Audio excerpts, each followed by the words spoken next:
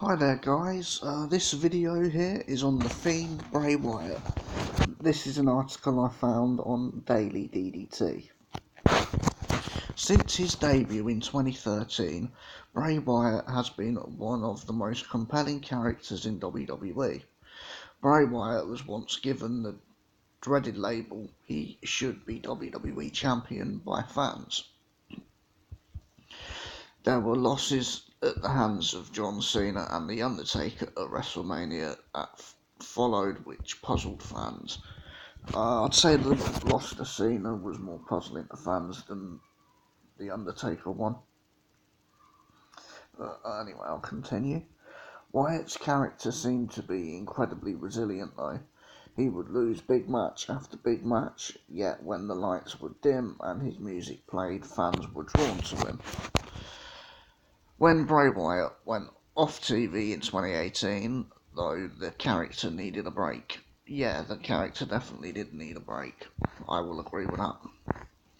In April 2019, the Firefly Funhouse vignettes would appear on WWE television. It felt ominous, but raised a bunch of questions. The first was, who was behind the vignettes?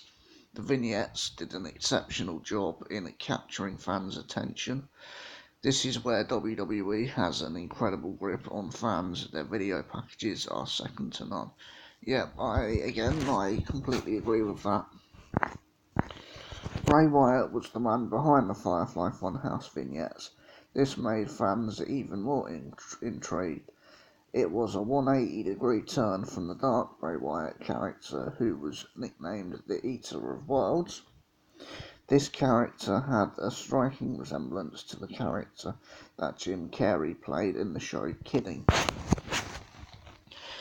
We then watched as the Bray Wyatt character slowly morphed into the Fiend.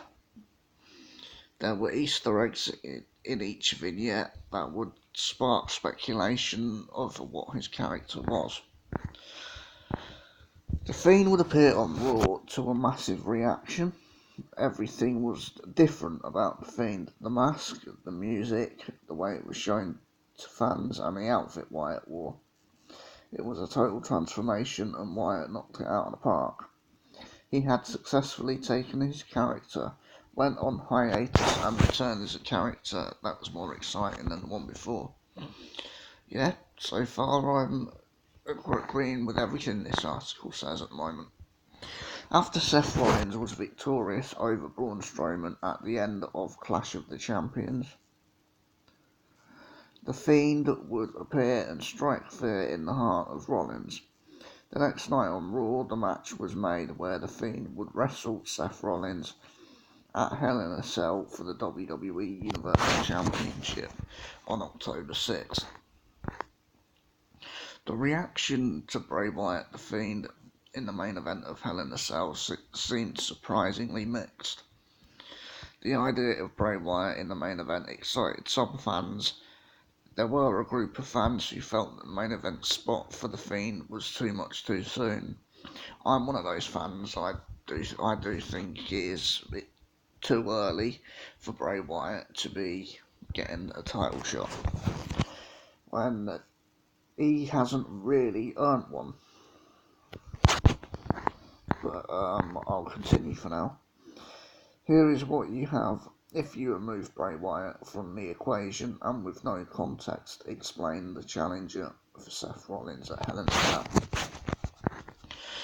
The character that gets a massive reaction from fans, a believable champion who has been expertly portrayed by WWE, one of the top performers in the last 5 years in WWE, arguably the hottest character on Raw, top wrestler who has introduced a new character that fans are captivated by.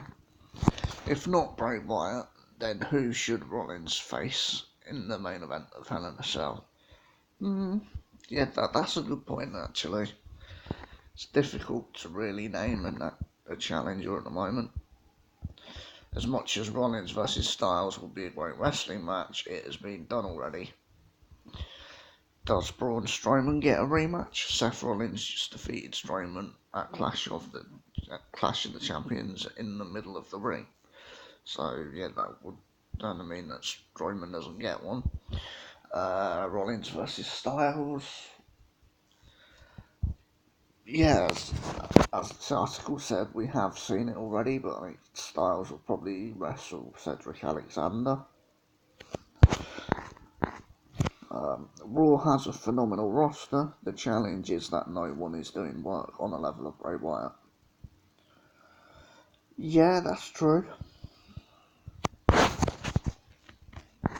Wrestling fans are a confusing bunch at times.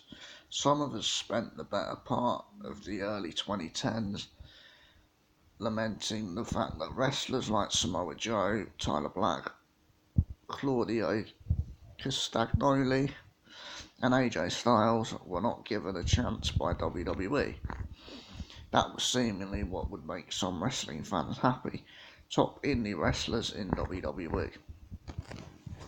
In 2019, we have those very wrestlers in prominent roles, and fans still litter social media with frustration. A good portion of us would get on Twitter to vent about how Bray Wyatt wasn't used correctly. Yeah, well, he wasn't. Some of those same fans that wanted Wyatt portrayed as a sinister monster in the main event role 2 years ago are the same fans upset that Bray Wyatt is in the main event of a pay-per-view for the WWE Universal Championship today. Said, I'm not upset by it, but I do think it's too soon.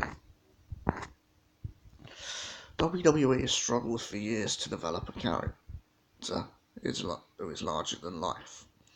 Every character is now a brand with the rise of social media and WWE's success in mainstream America.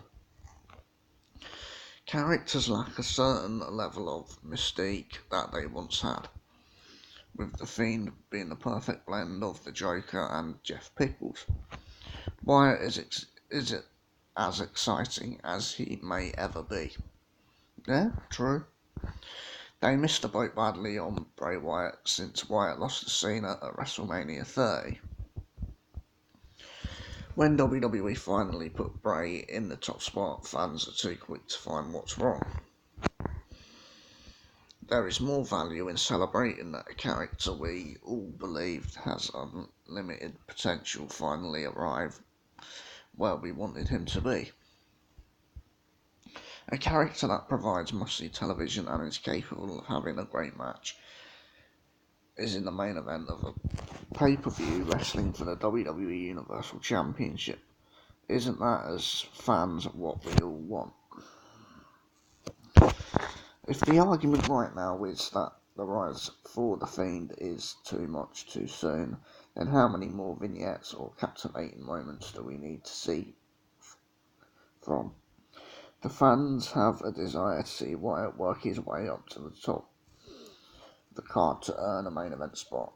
I would rather see that.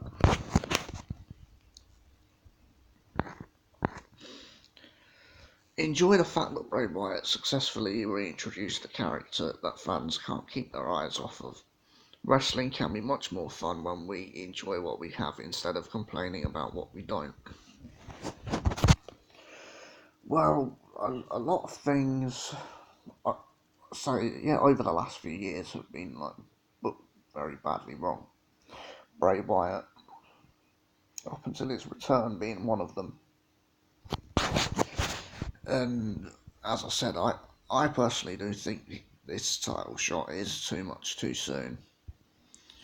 But I am looking forward to seeing what they do. And Bray has to win.